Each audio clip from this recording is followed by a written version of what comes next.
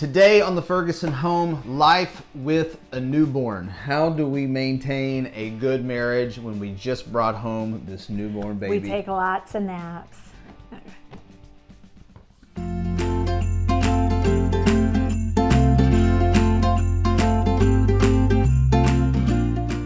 Today on the Ferguson home, we want to talk about life with a newborn, and we have a lot of compassion and empathy for all the parents out there that have just brought a new baby home. We did it 6 times from the hospital, and we know that that season of life can be exhausting, and you can just kind of lose yourself during that time and trying to figure out how do we maintain a good relationship in a marriage whenever we've got this new little person that needs so much help. So I know, Barry, this is an area you have a lot of passion about and want to help the parents out there who have a new baby. So what are some of the things that you would say to them that would just kind of help them get centered and balanced when they have a newborn? Yeah.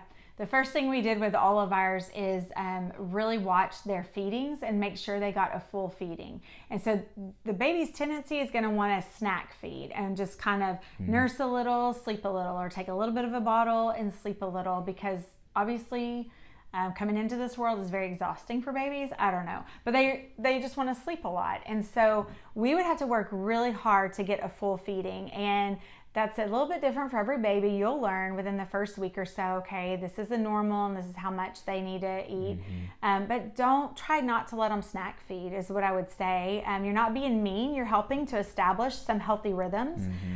Babies, kids, even adults, like we struggle with creating healthy rhythms in our life, but we need it. And so that's your job as a mom and dad, to come in and help this helpless baby start establishing rhythms. And the first deal is just the feeding. And so we would have to I remember Keith, it was like a 2-person job because ours all loved to sleep. And so I would put them on to nurse and they would immediately fall asleep. And Keith you remember dropping water droplets? So he would get like a little drop of water, and first we would try a washcloth with cold water. Then we would drop water and do seems like harsh things, but it wasn't. It was just to get them to wake up, to keep eating, to get that full feeding. And then you try to get them to stay awake and play for a little bit. And once they do that, then you kind of learn, okay, they need a nap. And so you put them down. You start getting them in the rhythm where you determine the nap time. And then when they wake up, you do the same thing over and over again. You feed them, make sure they get a full feeding, and then you play with them for a little bit, have alert time, and then you put them down for a nap. And with each week, even in the life of a newborn, that time will extend a little bit. So the feedings will be a little bit longer. The wake time will be a little bit longer, and then the nap time will be a little bit longer. But if you will get on that rhythm, I promise you, they will start napping longer. And for the most part, there are exceptions, and I'm so sorry if you have a baby that doesn't nap at all. But really with all 6 of ours, and I will say all of our kids have crazy different personalities. They are not all just docile, hanging out, chill babies. They're all strong personalities, but they all were sleeping through the night by 7 weeks. And this was the main thing I did. It wasn't rocket science. It was just, okay, they need a rhythm, and so I'm going to help get them in that rhythm. Yeah. And that principle that she's talking about is part of our philosophy of just not building the whole family around the child. And that's really hard when you have a newborn because they're so needy. And so it can feel like your whole world is all of a sudden reoriented around this little person. But the problem is that if you start that when they're a newborn, it's really hard to unlearn that lesson, that routine when they get older. And then what you've built into your family is a child-centered home, and that will tank your marriage because all of a sudden you're not focused on each other anymore. You're not spending time with each other because everything's about the child. Yeah, and you were a family. Even if this is your first, you were a family before this baby came in, you and your spouse, and so you want to bring this baby into the life of your family and not reorient your whole family around this baby, because it won't do them any service as they get older. And to think that the whole world revolves around them, that will not go well for you when they're a teenager. I mean, it for sure won't go well for your marriage, like what you're saying. So Barry's, one of her real passions is this routine and the feeding and the wake time and the sleeping and really getting them on a pattern. and make sure they get a full feeding. One of my real passions in this area is getting kids out of the bed. Yeah. And actually, let me add one more, out of the bedroom. Yeah. Not just out of the bed, out of the bedroom. And we had a little crib in our little bassinet in our bedroom when we brought our babies home right at the beginning.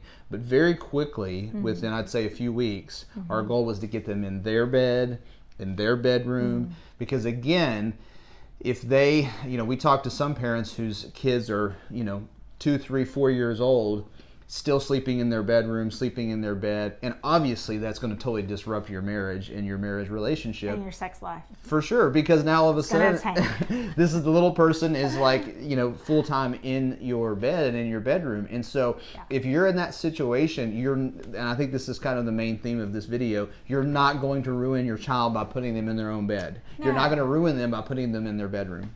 Yeah, and if you're worried, there's so many baby monitors now. There's so many ways to still know that your child's safe without them being right next to you. And I always started out with their nap times, where it was during the day and I could peek in and check on them. So I would start getting them established, taking their naps in their crib, and then working to the nighttime. So it's a process, but the process should not last you years and years. Like, it should be, again, for us, and we know it's going to be a little bit different for everybody, but by 7 weeks, like, they were sleeping through the night, so about 8 hours at night, and they were in their crib.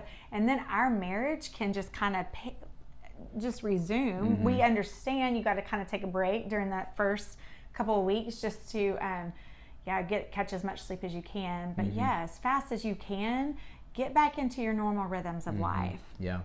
And I think too, I remember being a first-time dad, and feeling like, oh, this baby is so fragile, and like, just make sure, I'm just so worried about this little one. And I think as we've had more children, and we've seen them get older, you realize how strong they are, how robust they are. Like, you're not going, to break them, like, by putting them in their own bed, or getting them out of the bedroom.